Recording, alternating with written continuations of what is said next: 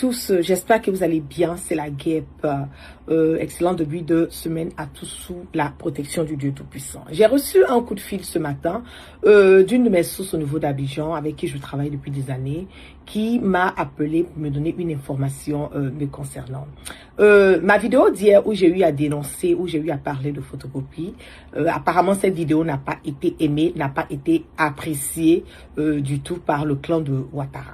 Donc, comme d'habitude, on cherche toujours à vouloir voilà, m'éliminer, on cherche toujours à vouloir me détruire, me nuire, on cherche toujours par des voies et moyens pour pouvoir m'emmener à coopérer comme ils n'ont pas pu, maintenant pour pouvoir m'emmener à me taire. Quand je dis me taire, c'est vraiment me diouf. Ok. D'abord, je voulais commencer par leur dire que depuis toutes ces années, vous avez remarqué que je n'ai pas changé, j'ai pas changé de veste, de un.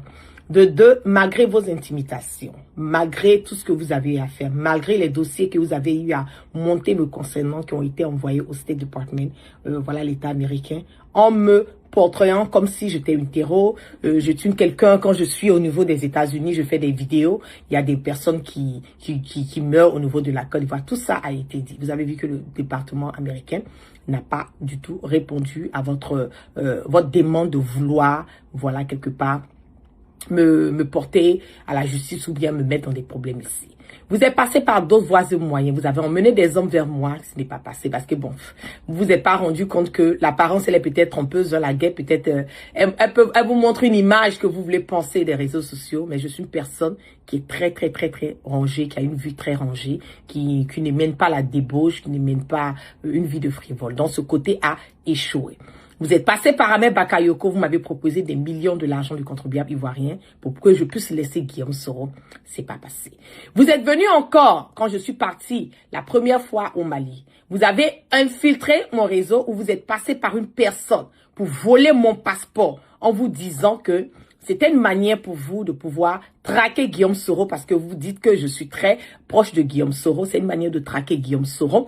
Et quand vous avez volé mon passeport, c'était aussi dans l'intention de pouvoir me maintenir au Mali et puis maintenant chercher des voies et moyens, me kidnapper, me faire sortir du Mali et m'emmener, m'estrader en Côte d'Ivoire. Vous avez vu que cela n'a pas marché parce que le Mali, c'est d'abord chez moi, je l'ai dit. Et de deux, en plus, vous avez rendu compte que en moins de 12 heures de temps, j'ai eu un autre passeport et j'ai pu quitter le Mali sans crainte et que les autorités maliennes étaient alertées. Ils ont eu à mettre des voies et moyens pour assurer ma protection au niveau du Mali. Vous êtes quitté dans ça encore.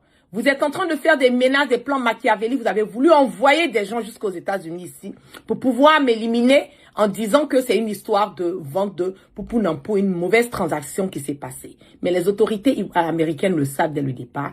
Ils savent réellement ce qui s'est passé et ils sont sur ce dossier depuis des mois et des mois. Vous ne le savez pas, mais ils le savent.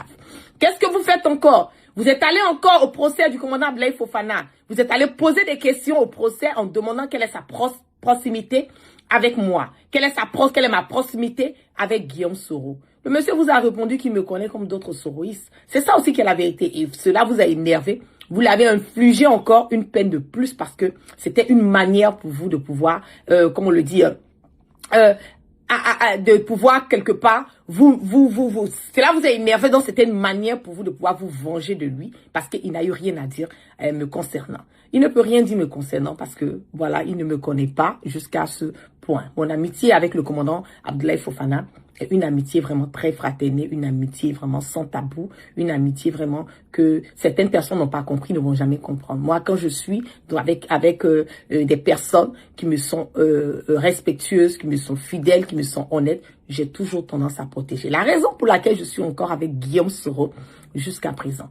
Et là, maintenant, mon direct d'hier où j'ai eu à à dénoncer votre plan machiavélique concernant le capitaine Ibrahim Traoré, vous ne l'avez pas du tout aimé. Et là, maintenant, vous êtes en train de planifier maintenant des voies et moyens pour pouvoir m'éliminer. Moi, ma vie que je mène là, je le dis toujours que c'est une vie qui est déjà confiée à mon Allah subhanahu wa ta'ala.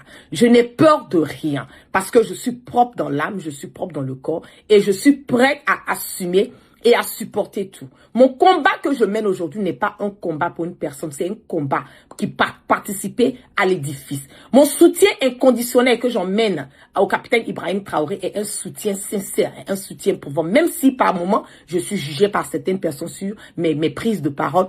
Mais bon, je ne suis pas auteur, je ne suis pas, comme on le dit, responsable de la compréhension de tout un chacun concernant mes sorties. Mais ce que je sais, c'est que je suis dans ce combat pour une cause, l'avancée de l'Afrique, l'avancée de ma belle Afrique. Emmener le peuple africain venu du nord, du sud, de l'est, de l'ouest, en passant par le centre, à être unis, à former un bloc, une démocratie, une émancipation dans son intégralité.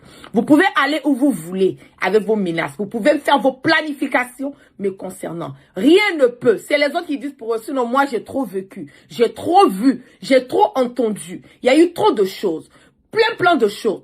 Vous êtes revenu encore dans votre réunion d'hier en parlant de Amadou Gon Coulibaly, que j'ai été la personne qui a dévié Ouattara en disant l'endroit où Amadou Gon Coulibaly était. Si le président de la République de Côte d'Ivoire n'était pas sorti pour mentir aux Ivoiriens que celui qui est son poulain, celui qui est son candidat, celui qu'il a choisi était couché sur un lit d'hôpital entre la vie et la mort. Parce que, encore, Ouattara voulait faire un plan machiavélique et mentir aux Ivoiriens. J'ai dénoncé cela et je n'ai pas de remords sur cela. Vous êtes fâchés encore parce que c'est moi encore qui ai mis votre plan machiavélique pour comment on appelle l'empoisonnement de Ahmed Bakayoko 3 mois avant que cela ne se passe. Vous êtes fâchés encore de ça. Vous avez même ce même Ahmed Bakayoko, vous l'avez encore forcé à déposer une plainte contre moi aux États-Unis ici, que c'est moi qui ai fait sortir, c'est moi qui ai fait que cette histoire de Poupou Nampou de Ahmed Bakayoko de Vougourou au niveau de parce que vous-même, vous faites part de ça. Vous êtes fâchés encore, vous avez demandé à Ahmed Bakayoko de déposer une plainte contre moi aux États-Unis. J'ai dit à Ahmed Bakayoko ce jour-là que s'il était vraiment un homme, un garçon plein temps, qui vient déposer sa plainte aux États-Unis, c'est que je l'attends pour répondre devant les juridictions américaines. Vous avez vu qu'Ahmed Bakayoko n'a pas pu.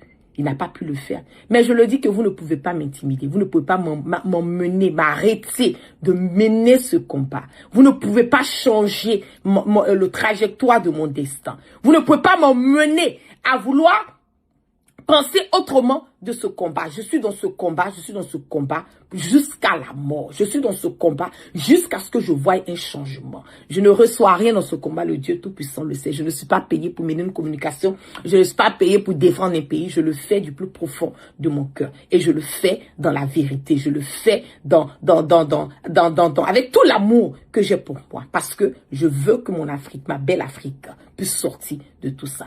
Donc, juste pour vous dire que j'ai reçu l'information de tout ce que vous avez planifié, de votre réunion machiavélique que vous avez obtenue hier, hier, quand je suis sorti pour alerter le capitaine Ibrahim Traoré. Mais je n'ai peur, et je le dis, je n'ai peur de absolument rien et rien et rien. Ce combat, c'est la patrie ou la mort. Je suis prête à assumer tout ce que j'ai à assumer, mais je ne suis pas prête à laisser tomber. Même s'il en faut de ma vie, je ne suis pas prête à laisser tomber ce combat. Donc, faites ce que vous avez à faire. Dieu fera toujours ce qu'il est en train de faire. Il va toujours me protéger parce que je suis dans la vérité. Donc, merci à tous. Je voulais partager, voilà, cette information avec le peuple africain pour dire, voilà ce qui se tramène. L'ordre a été donné de vouloir m'éliminer parce que je porte le soutien au capitaine Ibrahim Traoré. Parce que hier, j'ai alerté le capitaine Ibrahim Traoré sur ce qui est en train de se planifier sur l'attentat, voilà, de vouloir l'éliminer et ils n'ont pas apprécié. Donc là, maintenant, c'est moi qui suis devenue la cible de gouvernement encore ivoirien. Donc, juste partager cela avec vous. Excellente journée et que Dieu prenne soin de tout un chacun. Peace and love.